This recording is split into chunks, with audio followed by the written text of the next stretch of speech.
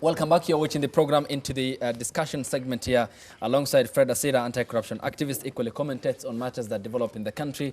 Good morning, Fred. Good morning. Thank you for coming. I do appreciate your time. Thank you. Cyrus Litswa is at the center, sandwiched between Victor and Fred. Good morning, Cyrus. Good morning. How are you? Thank you for coming. A lot to talk about in Mulembe Nation. Thank you. And Victor Marende, good morning. Thank you so much for coming. Why don't you say he's also in the middle, sandwiched between Linda and Linda and Cyrus from Mulembe. Right. You are in Bukungu, right? Yeah, I didn't make it. Bukungu? I was there. You were in Bukungu. Yeah. So you normally don't miss such Lots of important reservations. All right, first let's start with matters that regard education, and Professor George Magoha's revocation of the appointment of Professor Kiama to be the Vice Chancellor of the University of Nairobi was yesterday suspended by the Labor Relations Court here in Nairobi. He says Professor Kiama never had the confidence of President Uhuru Kenyatta, who felt was not consulted in the process that led to the coming up of Professor Kiama to lead the University of Nairobi, the biggest high learning institution in the country. So we are starting with that note, and it's equally highlighted on the second page of the Daily Nation here as illustrated on the front page. If we can have that up on here, Madam Director. Yes, and says that I acted on President Uhuru Kenyatta's orders. That is Professor George Magoha, who yesterday was in Kibra constituency to oversee the 100% transition from primary to secondary education in the country. Coming to you first, Victor Marende, it's equally an important point with regards to the consultation process. The university's council that has the mandate to come up with the next vice chancellor, and the division it has led among, or has created among the student leaders at the University of Nairobi and across the country. Is it one that perhaps will dent the reputation of the most high learning institution in the country? I really never want to comment about University of Nairobi because I'm an undergraduate alumnus and still a student.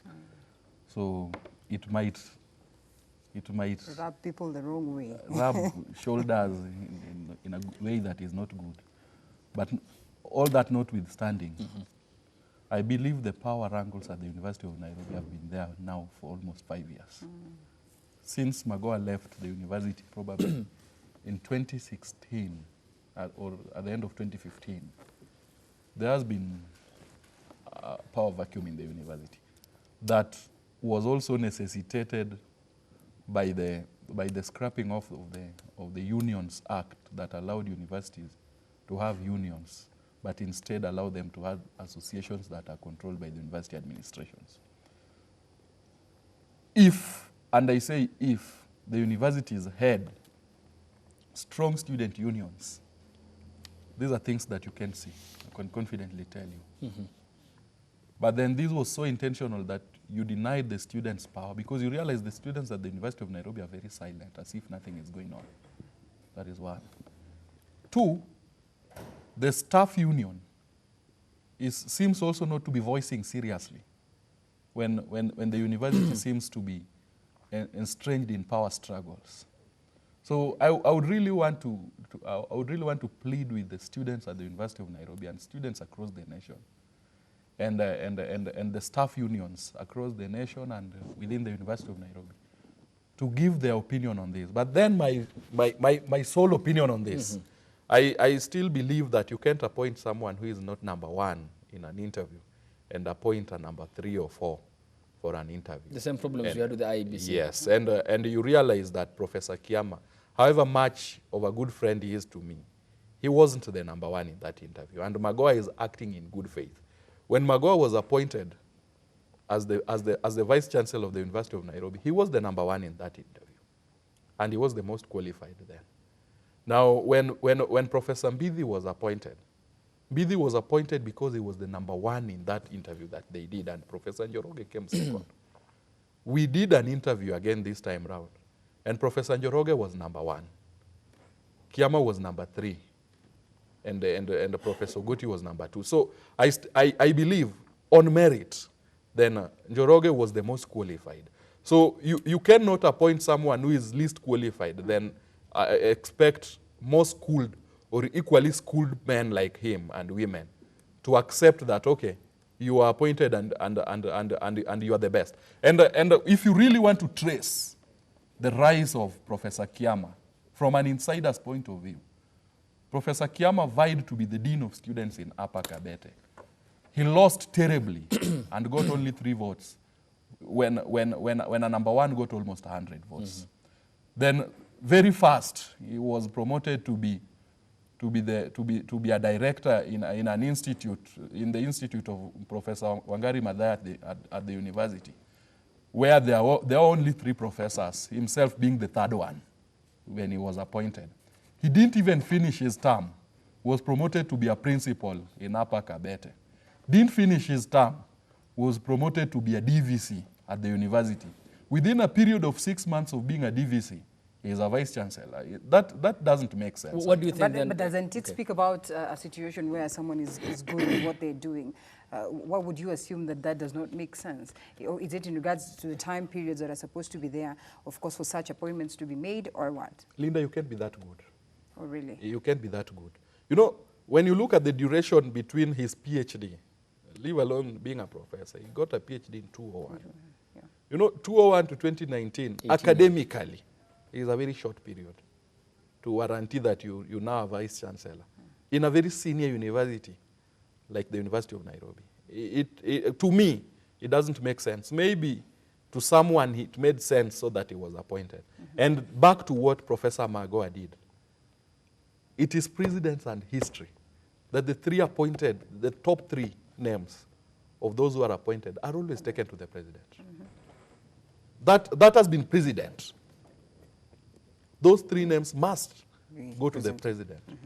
University of Nairobi is not a private university. All right, it's a public institution. It's a public institution. But equally, the committee that is set to come up with the vice chancellor has an independent sort of capacity. The council. So where do we draw the line here? Let me tell you. Also overlook the legal aspect of it. In the university council, in the university charter, and the charter that constitutes the council, on the role of the appointment of the vice chancellor, the charter only says that they will conduct interviews. Now, the powers bestowed upon them are not to appoint. When they conduct interviews, then they come up with a list, and they give the top 3. And if I know you can do proper research, Ayub. Yes. I want you to do research on how Mbidi was appointed, and who are the top 3, and what happened then. Kaimenyi was the then cabinet secretary. Yes, cabinet secretary, 2015. Yes. And Kaimenyi was a former DVC at the University of Nairobi. So he knew how things had to happen and how that appointment was done. You will realize that he was appointed by the president after the approval of the university council. So where is the breakdown here in terms of the approval process at the committee level or the appointing authority, which is the president now says I was not consulted, his office was not consulted. Therefore, is it perhaps a case of wanting to pile an exogenous pressure on an independent committee that is set to come up with a vice chancellor? So where do we draw the line here? You know, where we don't agree is that pressure is piled on an independent council. The council is independent in as much as interviews are concerned, where no one interfered with the interviews that the council did. Everyone applied and they were interviewed. Okay. Now, it is the same case as in the appointment of the commissioners at the IEBC. There is a committee that does the interviews, comes up with a list, All right. then takes the list to the president for appointment, Okay. even in the judges. So they did their part well. And they gave the top 3 in that interview. Okay. And I believe Magoha is not a madman. Magoha was a VC at the University of Nairobi for 10 years. Of course, he knows the inner He dealings. knows what should happen. Okay, yes. That's right. Legal issues then come in regards to this, and I think there's probably need for us to, yes, like you rightfully put it, read hard and also understand the entire, of course, structure of getting these VCs on board. Like, for instance, then this particular legal issue that comes on board in regards to the changes of law that played out, that probably a majority would not have gone by that, and it states that the Law Miscellaneous Amendment, a 2018 Act, which was signed into law in January last year, that should be 2019, by President Kenyatta, took away the power of university councils to advertise, interview, and recommend for appointment top university managers. Would they have overlooked this particular one? Yeah, it was the powers were donated to the cabinet secretary. Yeah.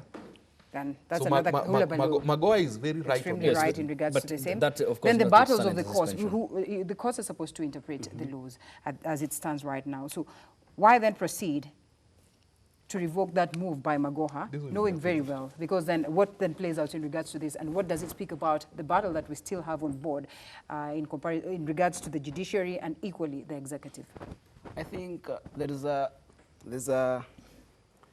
vacuum when it comes to interpretation of these laws. You see, when there's an executive mandate, like the one Magoha has, and then there's a constitution that also is a bit lean on some things, then it brings squabbles and war in such appointments.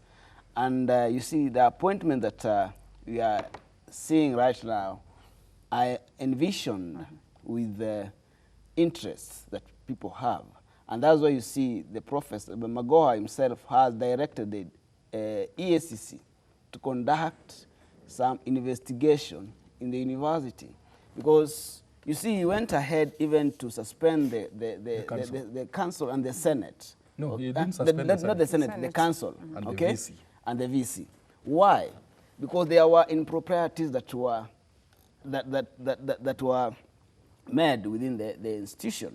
Now, when you come and pick a third person and not the first person, now where are you placing the competence of the institution? This is a very serious institution where we need to have competent persons at the helm. We don't just need to have, we don't need to get to those times whereby we pick those people who have just present themselves and done a little bit good. Yeah. You see, like the issue we had with IBC, okay? When Hassan was picked, he was not the best. And you saw what translated to that. And these are some of the things that we need to avoid. When we have sharp and good managers in place, like Magoha, who comes out and explains to why he has done so, then it gives us the better way of understanding. And that's why we need to indulge in all these things. We need to participate in all these things. Let us not leave everything to ministers or institutions. Let us all participate in. Let us all get aware of them, so that we cannot come and say this person is involving himself in these things because he has personal interest. He highlighted so many, and I also watched an interview of another professor from the same university where he claimed the council has interest in placing someone they know they'll be able to transact business with. And that's why even Magoha himself directed the EACC to come and do investigations in all those things. Now, when you talk of the security firm that is there, it is for an individual.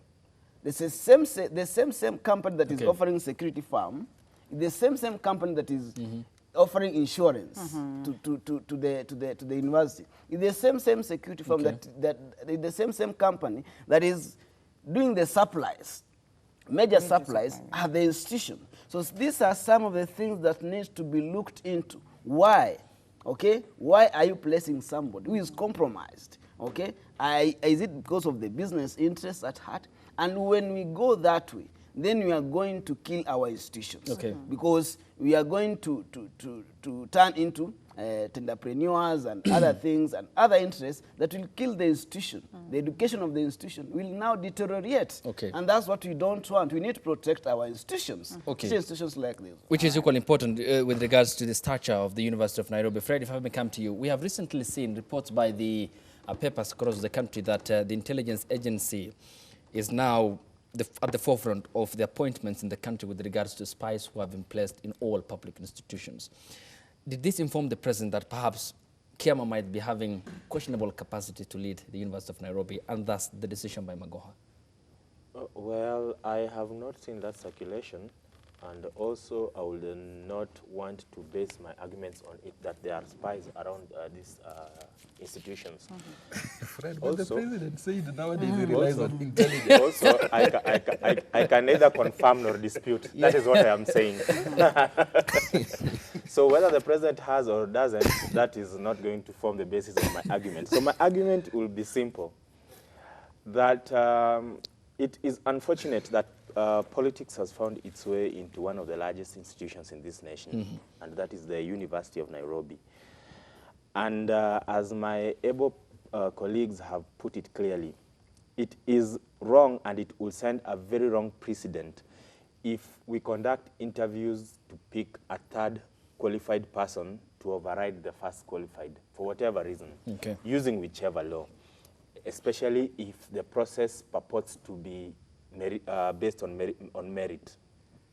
So I think the CS, based on the law that was reviewed and assented to in 2019, that revoked the powers from the council and transferred them back to the CS, then I think the CS was within his rights. That notwithstanding, the courts have pronounced themselves. There is a pending case in February that has been taken to court by Kiama that seeks the interpretations of the court. So we will await for that.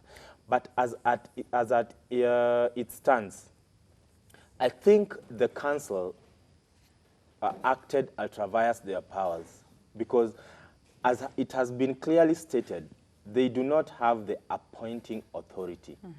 There is an appointing authority, and there is a procedure that needs to be followed such that once they have finished conducting the exercise of interview, they forward the names to the president.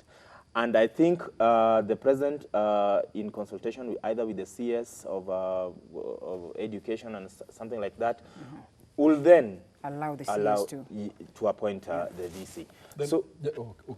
yes, so I think actually I'm through. So you can just. I just wanted to say something briefly.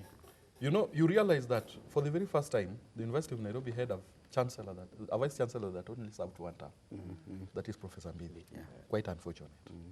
Now look at Professor Mbidi's term vis-a-vis what the University of Nairobi has been. And look at the management that he put in place. For the first time in 4 years, students at the University of Nairobi have no serious accommodation within the university premises. He closed down almost 10 hostels without replacement, purporting to have given someone a tender to build another hostels, but I'm sure the money was eaten. EACC needs to talk about it. We are having a university that the vice chancellor awarded tenders, security tenders, to a private individual, Mr. William Samoei Ruto, in this country, which is so wrong. And that is the political aspect that... that is the political aspect that we won't allow in our which has infiltrated an institution of Nairobi University stature, and that is a concern. So we really know, we don't need a council that takes orders and doesn't follow the rule of law. But why should they wait, maybe as we get to wind up on this one, why should it wait to that point whereby, there's also this declaration for them now, the CS and the likes, to come to act with knowledge, proper knowledge of what is enshrined on the laws that are there, of course, the 2018 amendment, and then it has gotten to a point whereby the naming has been done and someone has actually occupied office for them to come in and now say, counter the appointment at this particular level. And also not just talking about the question of Nairobi University, but technically most of our universities. There's wrangles we've witnessed for the longest of time at some point in Moi University. As it stands right now, Garissa University, Bomet University, they have cases in court as it stands in regards to the leadership, as today. So, I mean, why shouldn't we counter some of these activities before they get to this particular point? Linda, it was noted so early. You'll realize Professor Mbidi never completed his term. He was suspended. Then Professor Mbeche acted. Yes. A good professor who has served the university diligently for the longest time possible. Acted in that position. Now, when Professor Mbeche acted, he even saw the transition. Now, as the council should, they advertised the position of the VC. They are applicants, and they conducted interviews within their rights. Now, the only contravention that they are now having is that after conducting these interviews, they didn't submit the names. They went ahead to appoint. And that is the question. And that is the as to the consultation. All right. Now, let's turn our attention to another developing story across the country, and this affects some members of parliament and equally governors across the country. It's highlighted on the cartoon edition of the Star newspaper that is up on air on your screens at the moment. And the police, Inspector General of Police, that is Hilary Mutyambai, who is behind the police, that is the police cap, And behind those who are decrying this as perhaps a manufacture of the deep state, among them Moses Kuria, Babu Owino, Governor Mike Sonko, Aisha Jumwa, Ferdinand Waititu, and the others who have been cautioned following the statement yesterday released by police here in the country that those who misbehave will be, the guns will be, of course, recovered from them in regard or in line with the regulations that govern gun ownership here in the country. Cyrus, if I may come to you, this has equally led to some sparking of political talk or undertones in regards to who owns guns in the country following the drama that unfolded in a popular club here in the country that followed the shooting allegedly by the Embakasi East Member of Parliament who is facing charges of an attempted murder in court. Is it one that is reasonable owing to the fact that we have more guns in civilian hands than the military and the police combined in the country? Thank you. Looking at the gun drama and the gun issue, I believe first the police or the Ministry of Interior should not come and snatch guns from the leaders just because of the cases they have.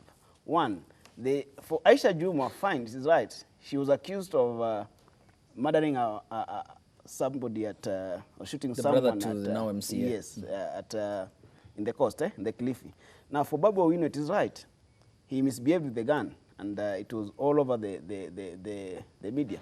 But for the other legislatures, like Waititu, Sonko, Waititu, Moses Kuria, I've not seen them misbehaving with the gun or with the weapon they have.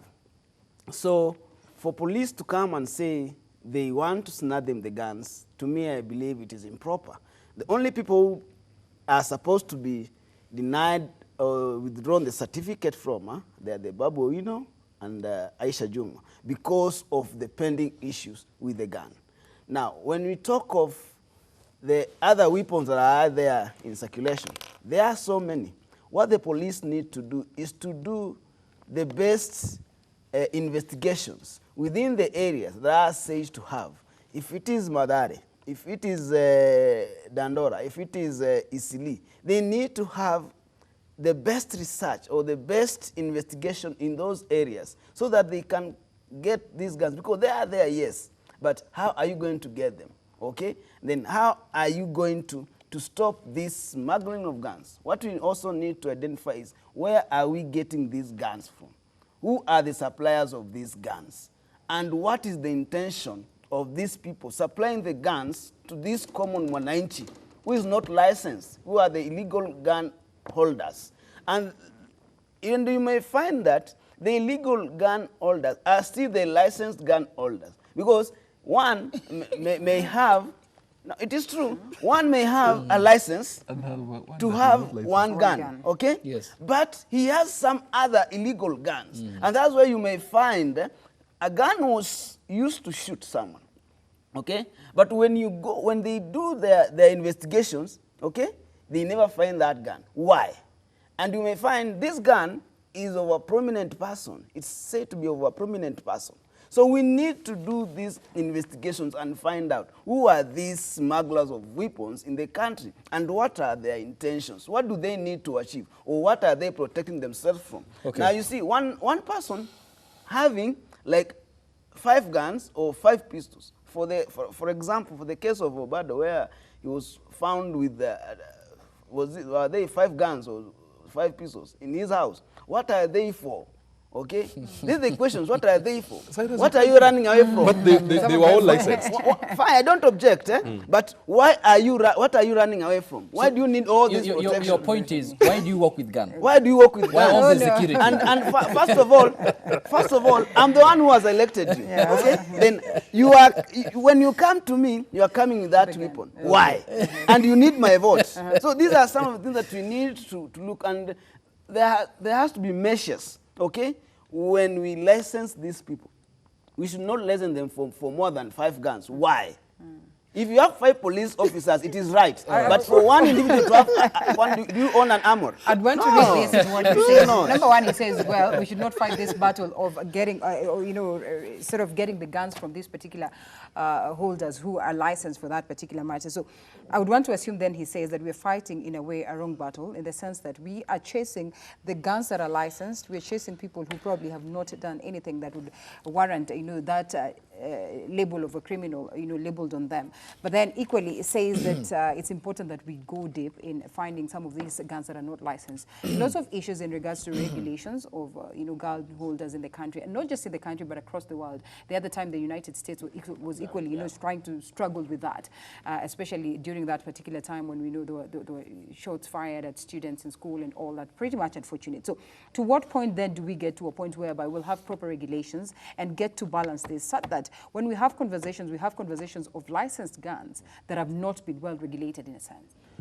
I think, first of all, we were discussing that directive before we walked in here. And there's something I want to bring out clearly. One, there is a higher calling for one to be a leader. And if you want to present yourself out there to occupy public office, you must be a person of integrity. Very true. For you to find yourself there are privileges that follow. And I have used the word privilege. Privileges are given and privileges are taken, depending with how you hold yourself. Now, I think that it is important for us to define crimes and define punishment for equal crimes. Like he said, if a member of, not necessarily a member of parliament, if a public officer who enjoys the privilege of security and or holding a gun holds themselves in a manner that might risk the life of other people, then he becomes a threat. He's no longer an honorable. And the privilege of protecting them and or allowing them to hold a gun should be withdrawn. Right. If a public officer squanders money or mismanages money in a public office, how that relates with a gun might beat me. What they need to do is like what has been going on. Deny them the chance to access office because they are using their office in a bad way. So we need not be a country that uses law ad hocly without any reason as to why we apply some of these laws. So if this, you see, like these new regulations that the police are giving are meant to save us from the likes of Babu and Aisha Jumwa. But then you use it across board for other people who, it might not give us the results that we are looking for.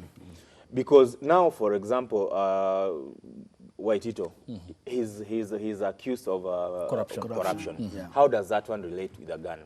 Now, if he's in court, in and out of court, and you've also denied him security, I mean, you are setting this man up for failure or even death and such kind of things. So we need to have a government that comes up with policies, rules, and regulations that are aimed at helping Kenyans in prosperity, not ad hocly. You do not use laws to target individuals because the government, like one white senator once said, the government will always eat its you. own children.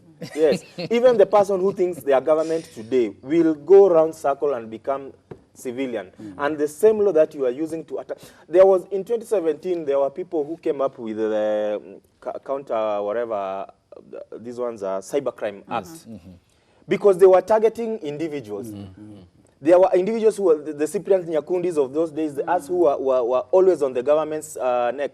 But the same people who came up with those laws, I can tell you today, I know victims. So many of them who are victims and are crying foul. So we must not use laws to target individuals as opposed to addressing issues. Okay, laws are meant for posterity, to govern the country, because we all agree that it's inevitable we will die, and another generation will come, will take over, but institutions remain. And how you deepen and anchor them is fundamental. Yes, your comment on this before we proceed. Thank you. And today, Fred is a wise man. Always a wise man. My Religiously wisdom is not wise. challenged. And it's good. Fred has made a serious point. And we had that discussion when we were just coming in, that you don't allow a government to act inappropriately today because the government is supporting you. Because tomorrow, that same government won't support you, and it will be worse. So, like Moses Kuria proposed that tear gas be bought in cans and in more concentrated forms.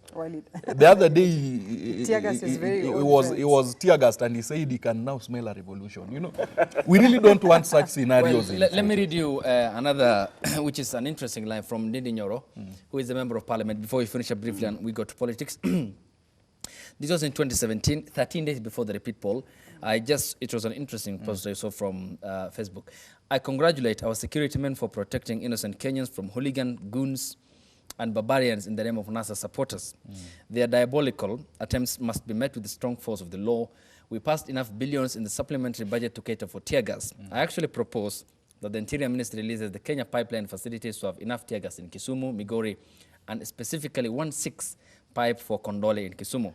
Kenya is for all of us, and some losers will not be allowed to destroy our businesses and economy. Below image is a cool, of course, it's a NASA member of parliament who was tear gassed inside his car. And he said, we must go for the planners and the generals of the rivers, enough for the rest. The former Kibra member of parliament, he means Raila, must get this kind of a dose. When he's back from his nonsense in the UK, so he was touched down in 17th, we are an African country, and Africa means business. So the other term is in his native Kikuyu language, which again all continues to backfire. Yeah, so that is the same thing we're talking about. You don't allow a government to act wrongly because that government is a government you support. You know, today, I won't support the government to withdraw security for leaders with criminal cases because they are not defining which kind of crime. We must first be very definite that convicted. What are the kind of crimes that you will be denied security for. And you can't relate an economic crime with a gun crime. Those things do not match. Just as Fred is saying, Waititu and Aisha Jumwa cannot be treated the same in the face of law because those crimes are different. But then, if Cyrus Liswa wants to know the value of owning a gun, then you need to read The Mandate of the People by Margaret Atieno Ogola. Okay. When a candidate was vying there and a candidate was shot dead. So I really don't support that leaders should own private guns. That one I really don't support.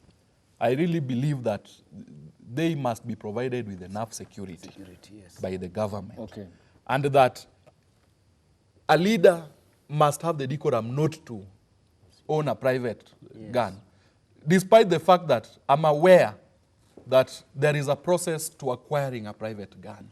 And that can be acquired by anyone, so long as you approve that you will act in a manner that satisfies. Then lastly, when Mutiambai says that if you do A with a gun, B will be done. You know these things are in law. Yeah.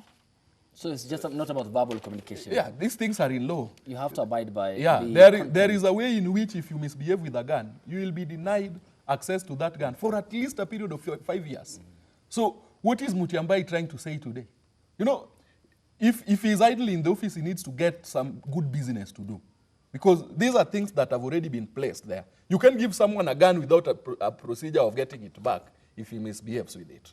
So these things are already there. There is a way in which you must conduct yourself when you are privately licensed. And I believe the two members of parliament did not act in the best interest of the machinery that they own. Okay. If so be it, they did them. Okay. Because the clip that is provided for the area MP of Embakasi is an 18-second clip that only begins at shooting and ends up at a point when the is pulled out, the victim, yes. Yeah, to be taken to hospital. So we really don't know what transpired between that period. All the same, it was wrong, and it must be called out. But as he has said, yes, he has a side of the story that he will give us. No problem. So we would really want to... That is subject to confirmation by the courts. By the courts. Yes. And I also know the victim in person, a friend of mine, so I really don't want to say that he was wrong, Babu was, because both are my friends. But I really would wish to know, because these are good friends who eat lunch together, visit one another, then the next moment, one is shooting the other. Okay. All right, interesting. And of course, Honorable Moses Kuria in defense also reminds us that it's against the Parliamentary Service Act for the Inspector General of Police to unilaterally revoke the licenses of MPs' firearms. And he says it's the responsibility of the Parliamentary Service Commission, chaired by the National Assembly Speaker Justin Muturi, to provide security to MPs, including modalities of being issued with a firearm. I think that's in regards to the laws that he was talking about, that yes, there are laws on how you should proceed and revoke or why they should be having this. So we follow up on that story. We'll be updating you in regards to the same, of course, when they come in. But that aside, we cross over to the cartoon edition on the Daily Nation. If we could have that up, Madam Director, and we weigh in the sentiments in regards to what we think, or of course our interpretation of the same. Do we have it on screen? Yes, Yes, we have it on screen. And gentlemen, here we are on the question of the BBI. You can see Mdavadi right there. You can see Weta sort of a meachwa kwa really. This is Halwale. I mean not Weta. I mean Halwale. Of course, it has to be him. Who is Sportish? Weta must be somewhere there. To say Weta. No, not really, not really. I guess We it's know why, because there's no problem. but Halwale is from the other end equally, I would want to assume so.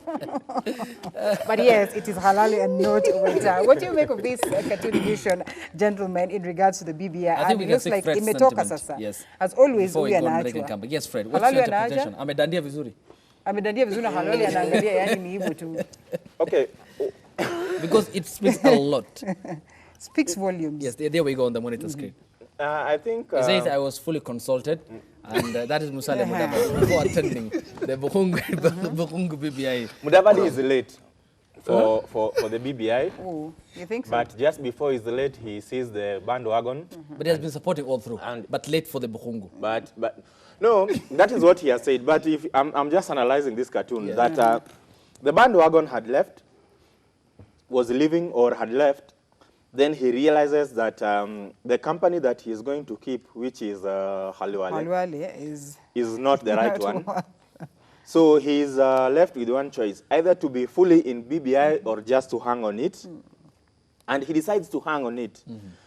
But following what he goes there on the stage and says, he wants us to believe that he's fully insider. But the cartoonist has realized that he's not actually fully inside. So the cartoonist is telling us that it was a late decision to abandon Halwale and just jump on whichever part of the BBI was left. And that is what I would make of it. Can there be then the full acceptance, because the interpretation here is that it looks like he has left Halwale and company and it's not at the forefront of the tray, meaning he's in between. Cyrus, if I may come to you, how does he get the balancing act right here in the end and at the end of the day, that he doesn't want to end up with an egg on his face in wanting to be the kingpin of Mulembe Nation? One thing about the kingpin I've always disputed, we having a kingpin. But Now, he was crowned in 2016 by Francis Atuli. those were political crowning that comes during the political times. But he is a political leader, isn't he? Fine, I don't dispute, it is true. But for us, we don't need a kingpin in our region, and we shall never have one. That is one thing you should note.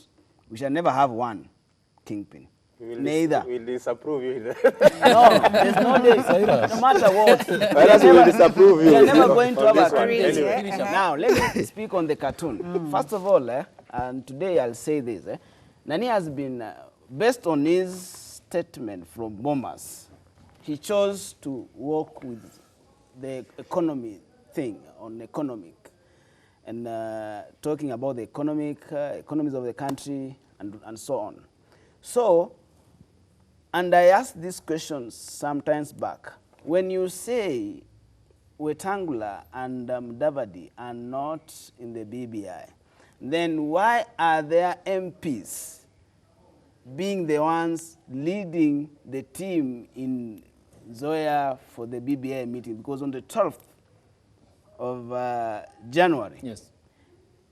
MPs from Ford Kenya and MPs from ANC spearheaded the meeting, and it was well managed in Zoya, okay, for the 18th, for the program of 18 to be success. It was in Bungoma. Okay, that was in Bungoma. And Simiyu, SLE and attended. SLE Simiyu attended. And you see, when you say that they are not part of it, then these are the strong supporters of these guys. Okay? Why were they there? What agenda were they sending? Why was Musalia Mudavadi there now? Mudavadi was there because he believes in BBI. That is one thing. Now I'm speaking as a Westerner, not as a supporter. I'm speaking as a Westerner. Now, You're removing us from the equation. now, yes, I'm speaking as a Westerner. Yes. And you see, one, Mudavadi has been consistent on his words.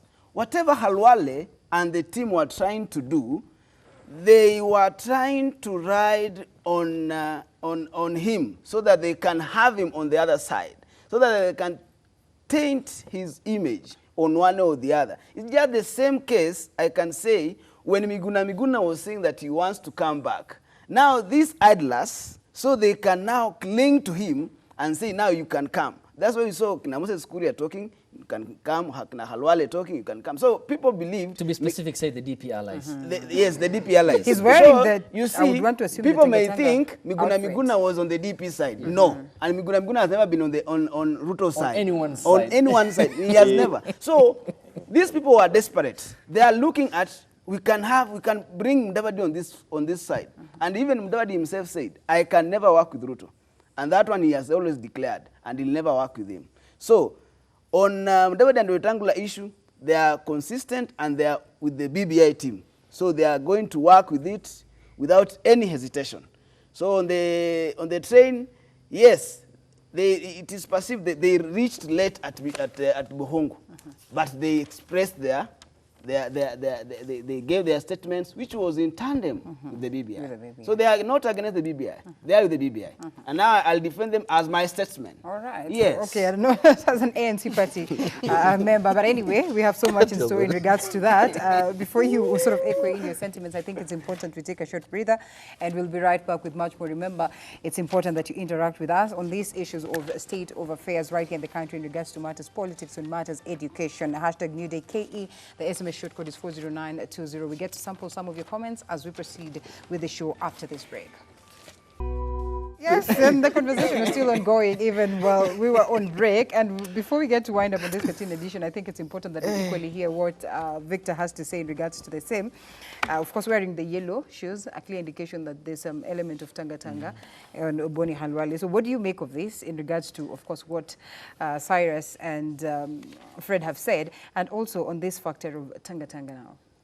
I think my friends have really elucidated much on the cartoon edition today. And I would really just want to say that I was pleased to see Mudavadi and Wetangula at Buhungu. And they spoke nicely. They spoke to what Western Kenya needs. And I would not want to say Western Province, because when you talk about the problem that ails the agricultural sector, specifically sugarcane, Western Province has only one company. And but when I say Western Kenya, that includes Nyanza Province and Western Province, then Nyanza Province has its share of sugar industries. And I'm happy that the president noted that he's received the sugar report and sugar companies and farmers report, and that he will act upon it within the next 2 weeks or so. That was something that the two leaders really talked about passionately. And I heard the Council of Governors chairperson of Aranya echo the same sentiments.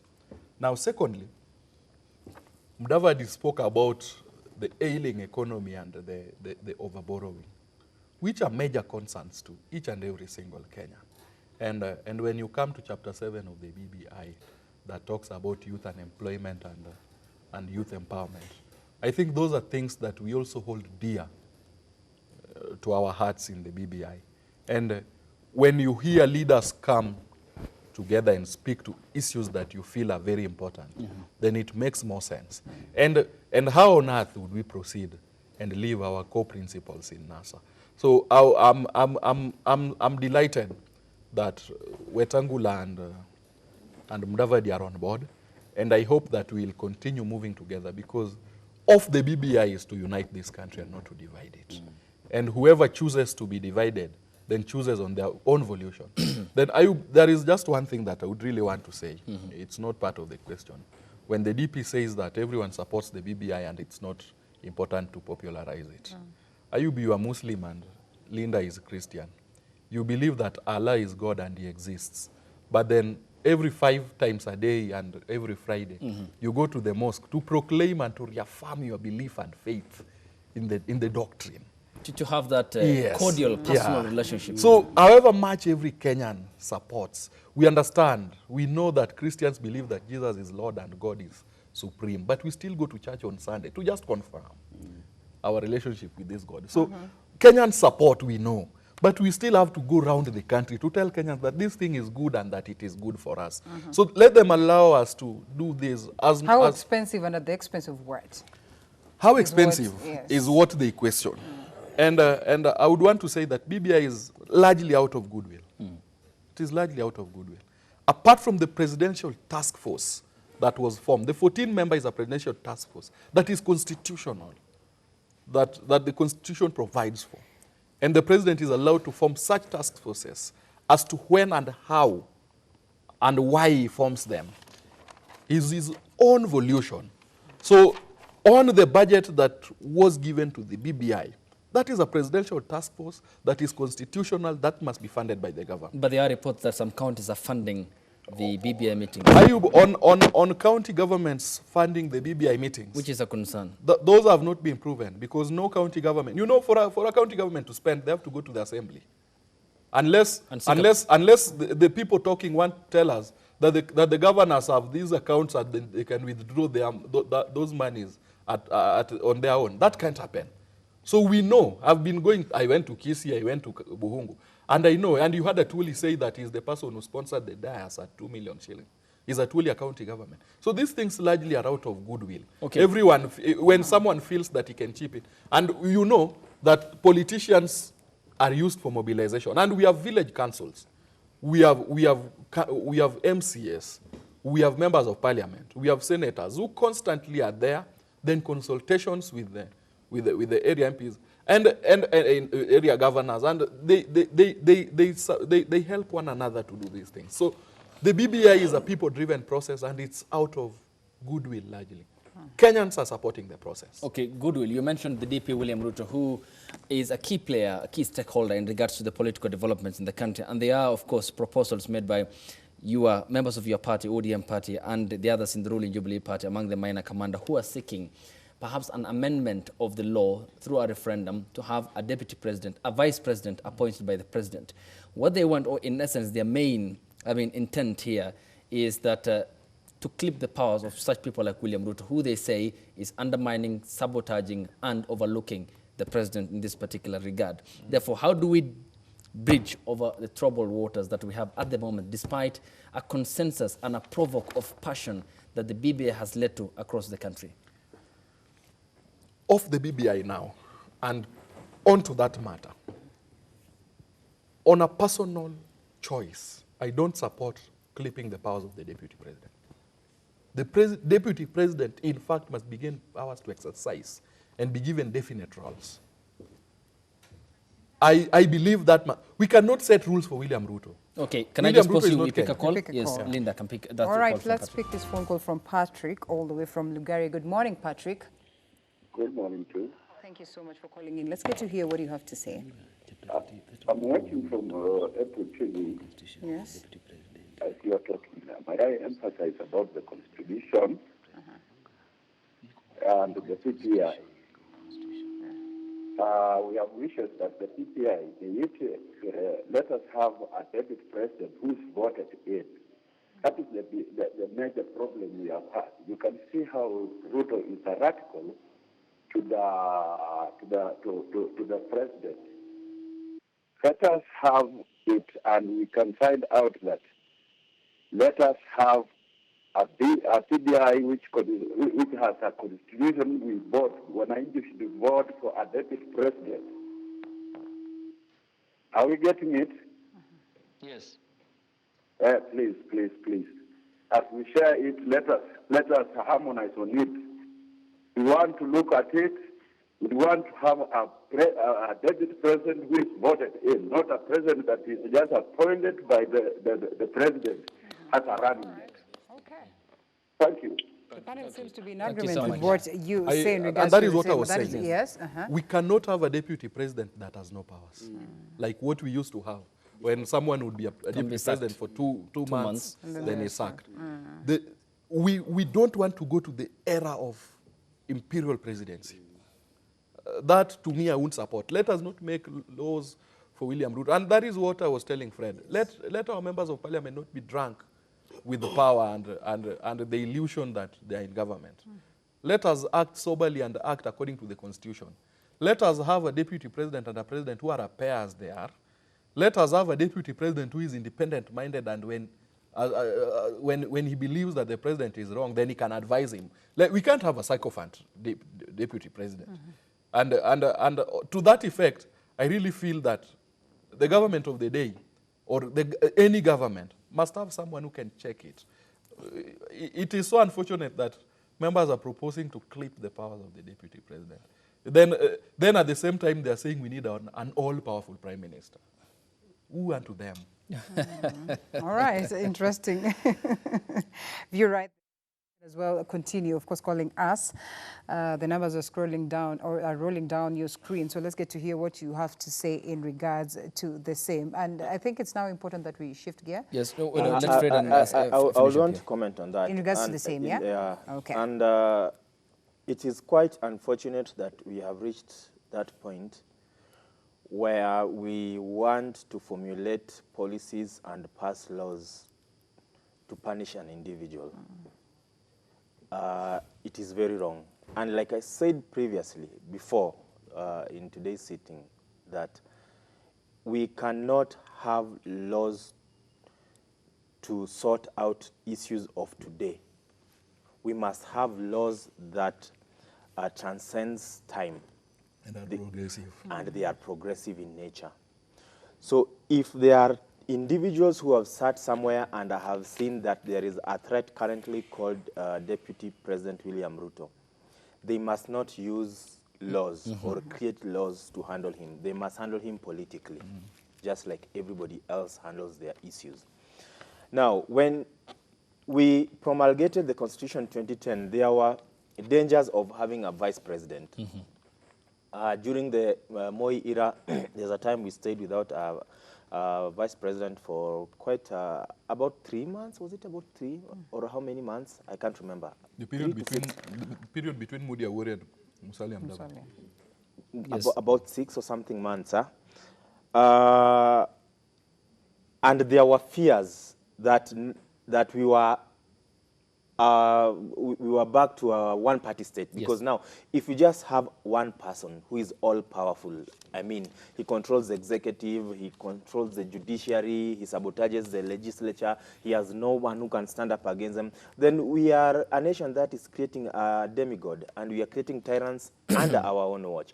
So I am totally against any law that will be created that seeks to clip the powers of a deputy president. And I say deputy president without referring to William Ruto, so that those people can realize that this thing is not about William Ruto. It's about a deputy president. And even those people who are proposing those laws, some of them are eyeing some of these positions. They do not know that they might find themselves in the same position.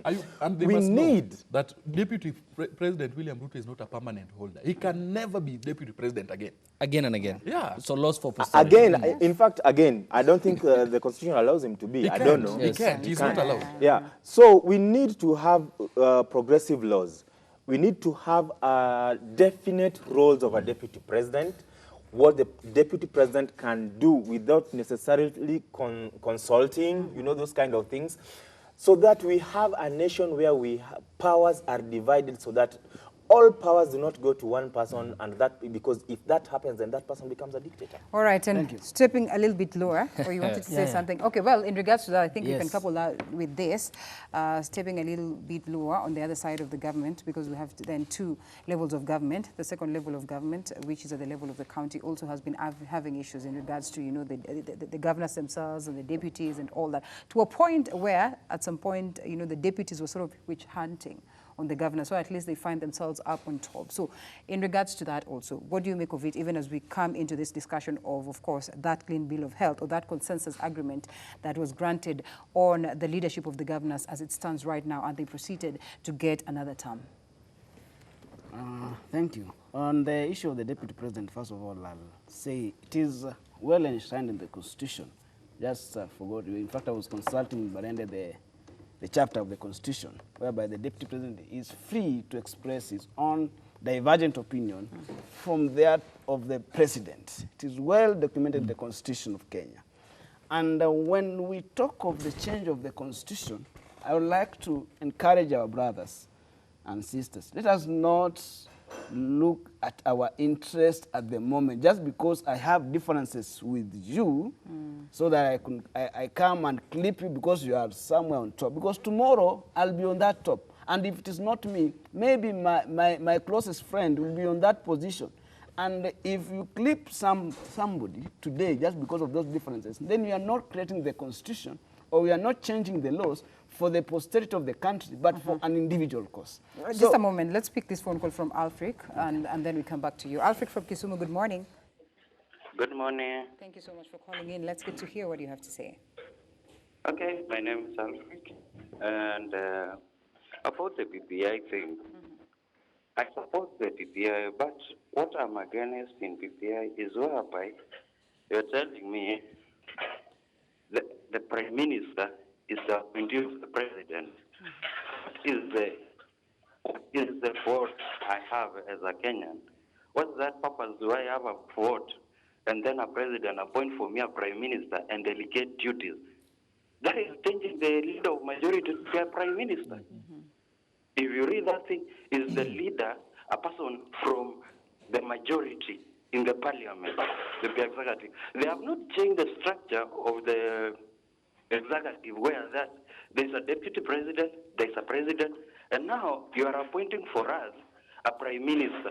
Why you have given me a chance to vote for member of county assembly, member of national assembly, senator, woman? Why now give me, appoint for me a prime minister? What's the essence of my vote? If you are going to appoint for me, are we going for parliament? A different system from the one we have. According to PPI in Kakamega, the disappointing thing was, when I told his stand up, I respect him, being a leader, being an elder, but to tell us, he will tell people, the leaders, they should vote for from their region. That is misleading. We are going to imperialism and dictatorship. We are not choosing the people we want to work for us. And about the PPI in Kakamega, where was that committee, which was the task force collecting the information? It was a political rally. And what is now, when we come to portfolio of the deputy president, who knows the portfolio of the deputy president at the moment? What are the functions of the deputy president? It is the functions given by the president. So whatever the president told the deputy president to do, he does that. And now we are adding another person, the president, to give functions. What are we doing? Are we serious as Kenyans?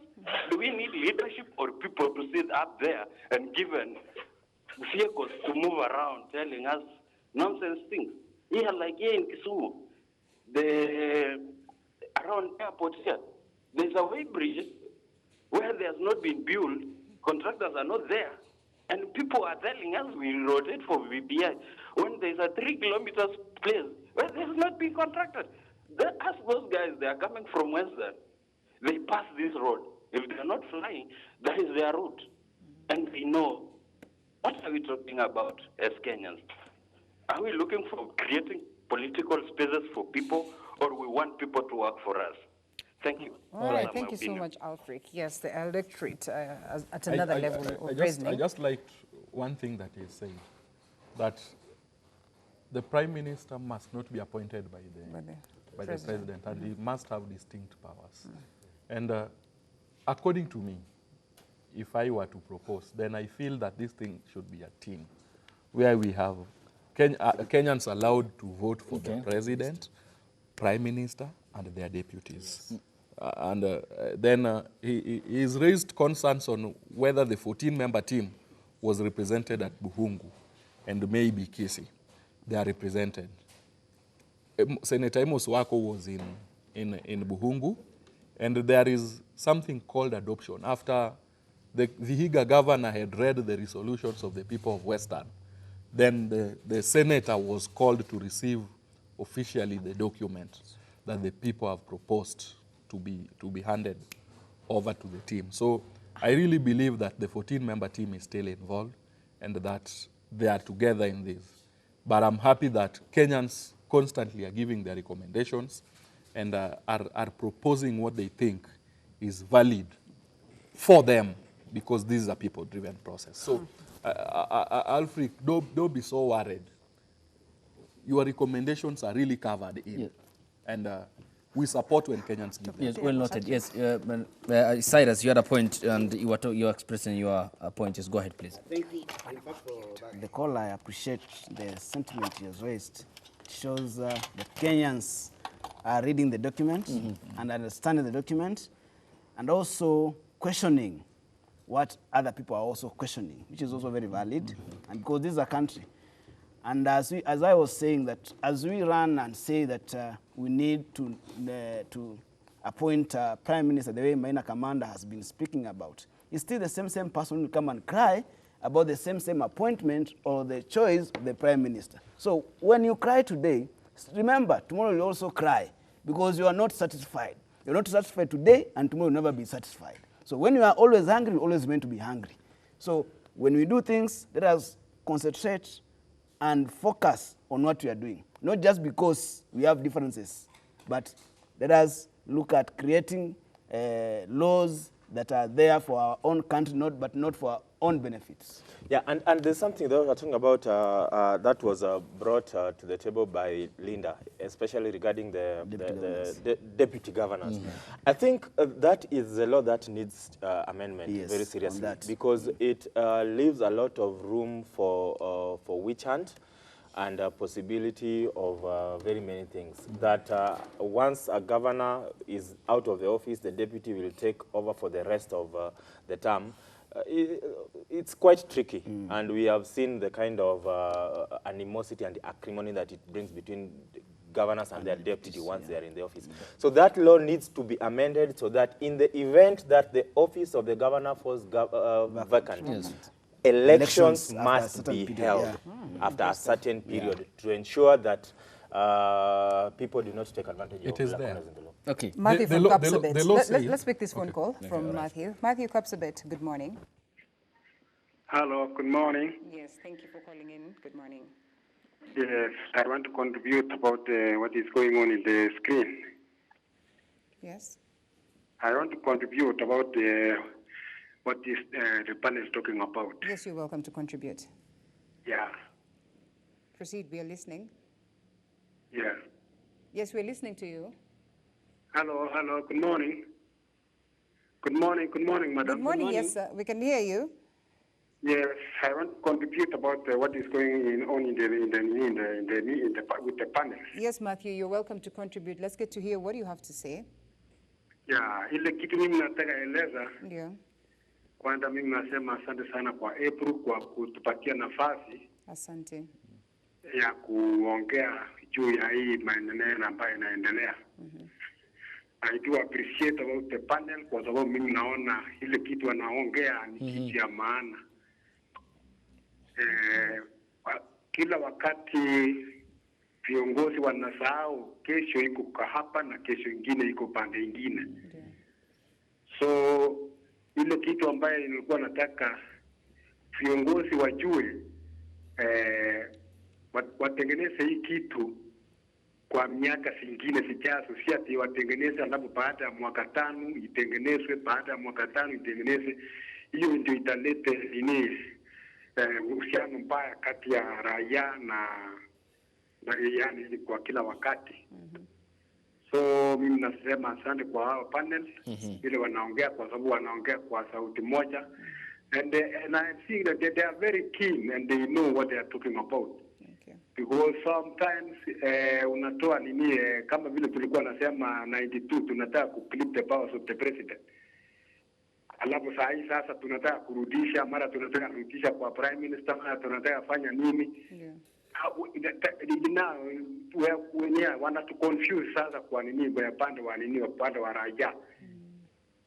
Sasa mwelekeo sasa tunataka tena kuona hizi document. Hatujaona, tunaongea tunaona tu kwa nini vile mnaongea, lakini kwa ground hatujasoma. So hiyo ndio mchango yangu. Asante sana Matthew Wongoi, thank you so much for the contribution. Thank you. Asante. Asante. Yes, coming back, it was you who was... yes, I think he has finished up. He has finished up, yeah. Yes, so Cyrus, actually, yeah. All right, gentlemen, with regard to the BBI element, there is also the stand of that pertains the questionable element of succession politics in the country. And all this is around, yes, it's about the Jubilee Party political plan. And in the event it fails to materialize, I mean the 2016 plan, to rule Kenya until 2032, kumi yangu, kumi ya huyu, wacha Raila kae kando. That's what the president said in his hometown of Kiambu. If I may come to you, Victor Marende, do you think a successful succession Jubilee politics or a disintegration of the ruling Jubilee Party owing to what's happening at the moment, and the BBI perhaps offering Kenya another new start politically, that post-2022 there will be no perpetual continuity of violence, say, as was the case in 2017 and 2007, and that onwards Kenya will be sane politically and that the environment will be conducive? When you heard Raila speak in Buhungu, Raila said something, that it is not a must that Raila must be president, but it is necessary that Kenyans have a good president. So whether Jubilee wants to continue their kumi yangu, kumi yako, so long as it is a good presidency, we have no problem. But your party doesn't feel the DP William Ruto as electable? And if maybe because he's not a good president.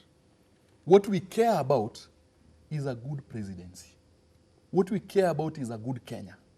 What we care about is a Kenya that is full of milk and honey. And that is the Canaan we are talking about. What is enshrined in our national anthem, which reflects what is in the Bible. That we are talking about a country full of plenty in the national anthem. Okay, let me just pause you. Pick this call from Peter, who's calling us from Kilgoris. Good morning. I think we have lost him. Then hopefully he's going to call back. Yes, go ahead, please. So the national anthem talks about a country full of prosperity. That is the Kenya we wish as a party for every Kenyan. A country where a packet of unga won't be fluctuating each and every time. Today it's at 80 bob, tomorrow 90, the next day it is at over 130 like it is right now.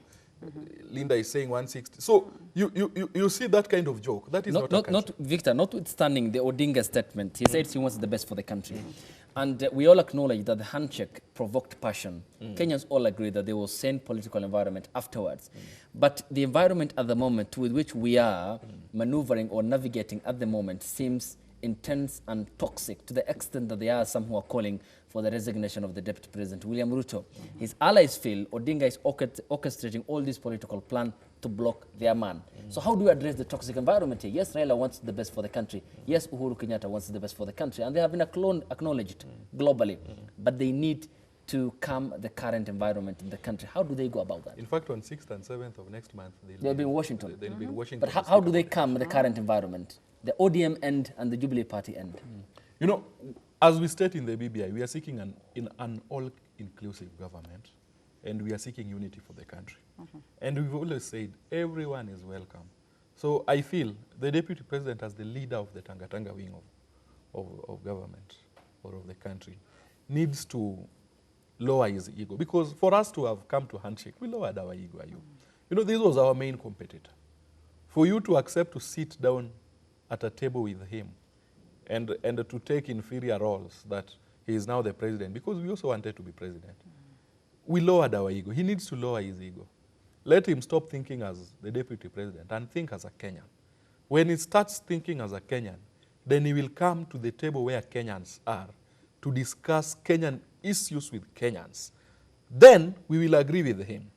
We don't have a problem with him being president. Okay. We have a problem with him supporting corruption. We have a problem with him not supporting farmers. We have a problem with him not supporting the economy. So we have a problem with the deputy president who doesn't support the war against corruption in an honest way. So we really want him to come to the table so that we discuss Kenyan issues and Kenyan problems and return Kenya to the original creed of getting rid of poverty, hunger, and disease. That is the concern of the BBI. Yes, yes, Linda. Why do the does it sound as though the side of the DP is painting a picture where it's a do or die situation in regards to 2022 politics and him getting into the helm, overlooking the fact that sometimes politics is a game of interest, that they could have said this on the podiums that yes, kumi yangu kumi ya mwingine, but in real sense did not they did not mean that, and we've seen memorandums that have been broken for that matter as it stands. We have been ours was broken. Yes, it was broken with impunity. Exactly. Yeah. And you swallowed the and we swallowed it. But you see, okay, just a funny one. Someone was saying that when Uhuru said kumi yake na kumi ya DP, he did not say in which order. Probably he meant... himself individually? No, he meant that they are going to do it together. So he's doing his 10, and the DP is doing his 10 as the DP, and then the debt is over. So a lot of interpretation. A lot of interpretation. So they have done their kumi na kumi yao. But that's aside. What is there, and what I want to really put in focus, is that the problem we have currently was created in 2013 when the Jubilee Party took power. They took power on the platform of mediocrity. They took power on the platform of corruption. They took power on the platform of militarized police. They brutalized and they did all manner of bad things, including the Cambridge Analytica, the divisive hatred, the and those apocalyptic Raila Odinga presidency, and all those kind of things. Now these things are coming back to haunt them. In 2017, it was a do or die for them. The same problem that we are witnessing, the Tanga wing, politics should never be about do or die. That is why you see people like Musando had to die, because someone had to take power by all means. So we must be very careful when we are looking at the 2022 succession. Now, when we talk of BBI and creating the succession, you see, and this is a very humble request from Team Tanga, yes. Very humble. You see, there is a time for politics when you need to come out guns blazing and campaigning and doing all those things. If they could tone down currently, and I'm saying toning down because when you see Alice Wahome get up or tweet or talk, she will throw insults and salvos at ODM, Luos, and Raila. There's either interchangeably or all together. Yes. When you look at Ndindi Nyoro, when you look at Oscar Sudi, and all those kind of things. So they are the same people who are crying foul, while they are the same ones who are fanning these kind of vices.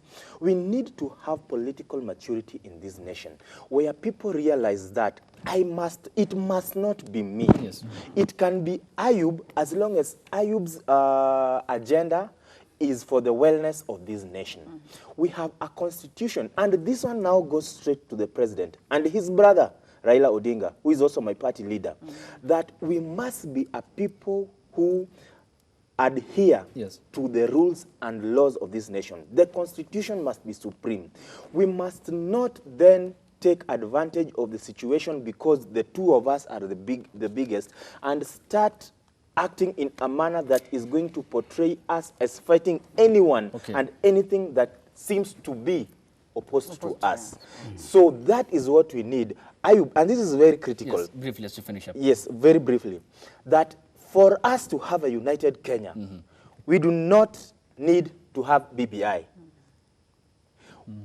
For us to have a united Kenya, we must have leaders, whether it is through BBI or the Constitution or any other name you want to, whichever other name, we must have leaders who respect the law and who understand that there is tomorrow where they will not be there, and work towards ensuring that the people they are going to leave behind will work in harmony. Yes, Okay. briefly, Thank you. Cyrus, as we finish because of time. On the same concern with supporting brothers, is that let us not talk of succession looking at an individual.